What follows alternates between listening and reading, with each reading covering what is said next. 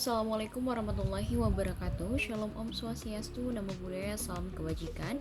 Perkenalkan saya Dewi Ramawati dengan NIM 4012211073. Nah, pada kesempatan kali ini saya akan menjelaskan tentang HAM berat dan juga adaptasinya pada kasus LAVO. Sebelum itu, kita perlu mengetahui terlebih dahulu apa itu pengertian dari hak asasi manusia. Nah, hak asasi manusia atau biasa disingkat dengan HAM, secara normatif definisi HAM sendiri di Indonesia dapat ditemukan pada pasal 1 angka 1 Undang-Undang HAM yang berbunyi, hak asasi manusia adalah seperangkat hak yang melekat pada hakikat dan keberadaan manusia sebagai makhluk Tuhan yang Maha Esa dan merupakan anugerahnya yang wajib dihormati, dijunjung tinggi, dilindungi oleh negara, hukum, pemerintah, dan setiap orang demi kehormatan serta perlindungan hak dan martabat manusia. Nah, dari pasal tersebut dapat diartikan bahwasanya HAM adalah hak dasar manusia, merupakan karunia Tuhan yang Maha Esa dan merupakan hak natural, dan oleh karena itu HAM sendiri tidak dapat dicabut oleh manusia lain sebagai makhluk hidup. Nah, kemudian penjelasan pada pasal 104 ayat 1 Undang-Undang HAM sendiri mendefinisikan apa saja itu pelanggaran dari HAM berat ini. Contohnya yaitu pembunuhan massal, pembunuhan sewenang-wenang atau di luar putusan pengadilan, penyiksaan, penghilangan orang secara paksa, perbudakan, diskriminasi yang dilakukan secara sistematik. Nah, pembunuhan massal atau biasa kita dengar dengan istilah genosida merupakan tindakan yang dilakukan dengan maksud untuk menghancurkan seluruh ataupun sebagian suatu kelompok tertentu. Nah, untuk pembunuhan sewenang-wenang adalah pembunuhan yang dilakukan tanpa adanya proses hukum yang sah. Penyiksaan sendiri yaitu perlakuan kejam yang menyebabkan penderitaan fisik ataupun mental bagi korbannya. Nah, penghilangan orang secara paksa itu tindakan membawa seseorang secara ilegal dan menyembunyikan keberadaannya. Nah, perbudakan memaksa seseorang untuk bekerja tanpa imbalan dan dalam kelompok berdasarkan identitas tertentu. Nah, apa sih analisis dari kasus pelanggaran HAM berat ini terhadap kasus penyintas lampu? Nah, pada analisis kasus penyintas lampu terhadap HAM berat sendiri, yaitu kasus penyintas lampu ini merujuk pada korban sistem perbudakan seksual oleh militer Jepang selama Perang Dunia Kedua. Nah, merupakan contoh penting dari kajian pelanggaran hak asasi manusia atau biasa diingat dengan HAM berat. Nah, dalam analisis ini saya membahas beberapa aspek kunci dan pelanggaran penyintas, termasuk konteks sejarahnya, dampak psikologis dan juga sosialnya, serta upaya advokasi apa sih yang dilakukan untuk melindungi mereka dari pelanggaran HAM berat tersebut. Nah, untuk yang pertama itu konteks sejarahnya. Sistem info atau junjung info merupakan istilah yang digunakan untuk menggambarkan wanita yang dipaksa menjadi budak seks oleh tentara Jepang selama Perang Dunia Kedua. Di Indonesia sendiri itu banyak sekali wanita yang menjadi korban dari budak seks tentara Jepang, dan kisah mereka seringkali terabaikan dalam narasi resmi sejarah kita. Nah, penelitian ini dan penggalian informasi mengenai kasus-kasus ini sesungguhnya sangat penting untuk kita kaji untuk memahami dampak jangka panjangnya apa terhadap pelanggaran HAM tersebut. Nah, yang kedua, dampak sosial dan juga dampak psikologis dan juga sosialnya. Nah, penyintas dari sistem ini sering mengalami trauma mendalam akibat dari kekerasan seksual yang mereka alami, sehingga pengalaman tersebut tidak hanya mempengaruhi kesehatan mental, tetapi juga mempengaruhi hubungan sosial mereka.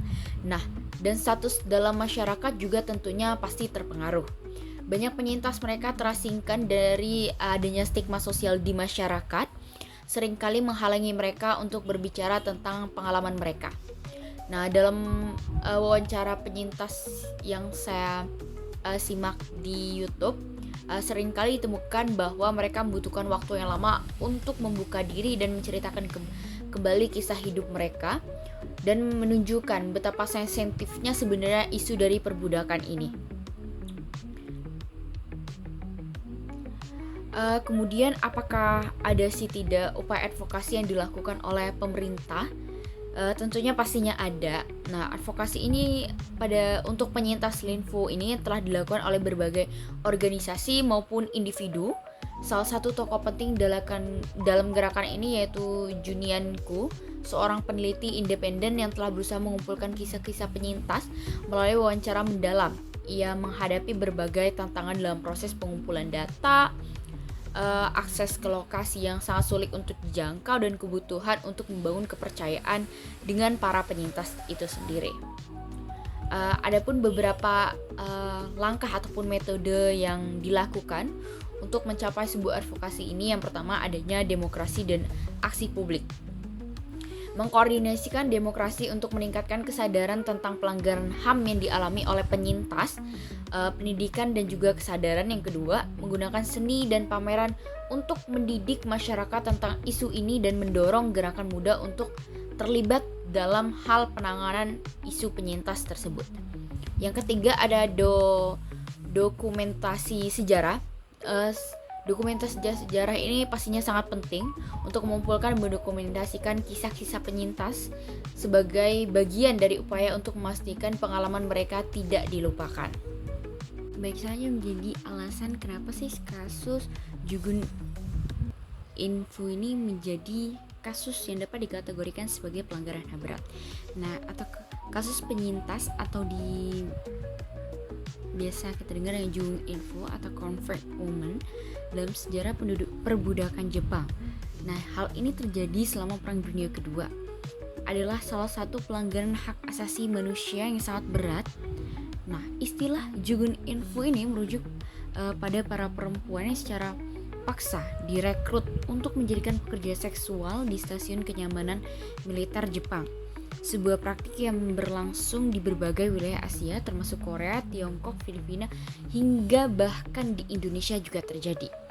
Nah, kasus ini dapat dikategorikan sebagai pelanggaran HAM berat dikarenakan melibatkan kejahatan yang serius terhadap integritas, martabat, dan hak asasi dasar manusia sendiri.